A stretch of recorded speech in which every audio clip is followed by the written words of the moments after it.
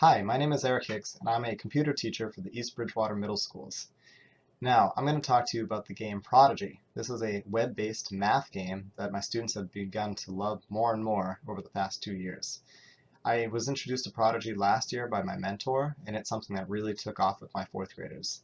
Now, Prodigy is a game that utilizes the Math Common Core standards to help students practice, but they're immersed completely in the MMO environment, and often they forget that they're even playing a game that utilizes math. I'm going to turn it over to the student's point of view and talk to you more about how the game works. So here we are within the game Prodigy as a student. As you see, I just entered a battle with a creature. Students are able to battle creatures and capture them within the game so they can play with them.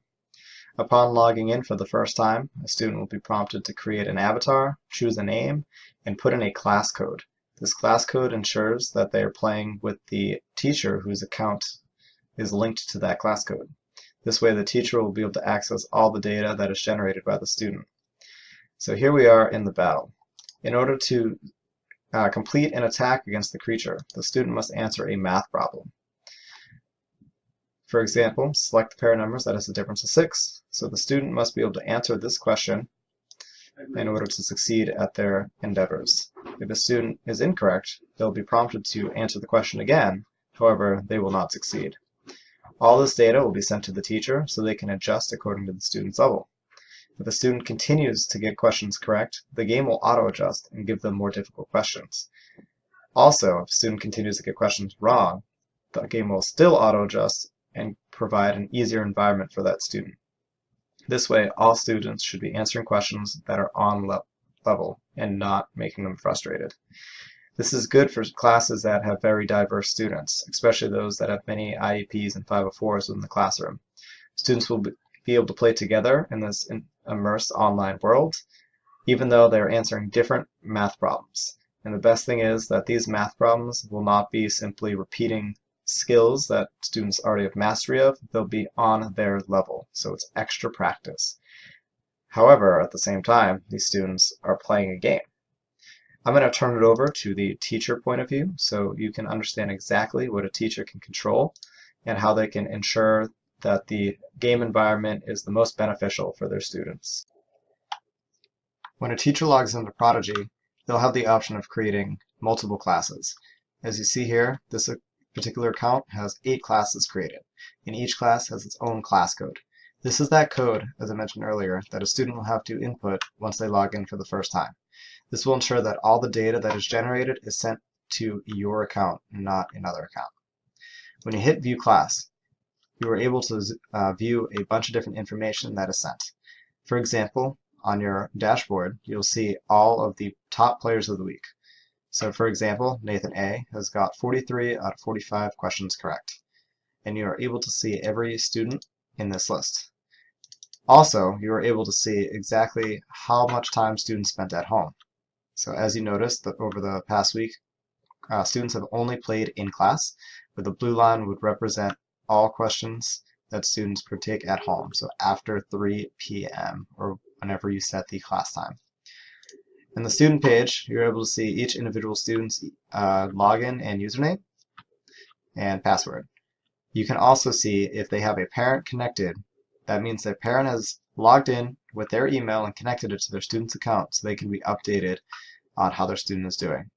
Additionally, you can click this button to view all the login information at once to create a nice printout for yourself to help find students easier. This is very useful for students who forget their passwords often, for you have a nice little cheat sheet to go to whenever you need without having to log in. The most important part of this page as the teacher is the assignments page. You're able to create any assignment you want and pick certain questions for those students. For example, if you are doing a unit on graphing, you can choose all graphing math questions. This way, the next 20 questions students will answer will all be about the graphing standard. Now, as I mentioned earlier, the game will auto-adjust to the student's level. Lucky for us, if you choose all graphing questions, students who are behind, those students will answer graphing questions that are a little easier. Meanwhile, students who are ahead will answer questions that are a little harder. You can also create individual assignments for a student instead of the entire class. So if you have a student who is struggling on a particular core concept, you can have the next 20 or so questions that they answer focus on that one concept.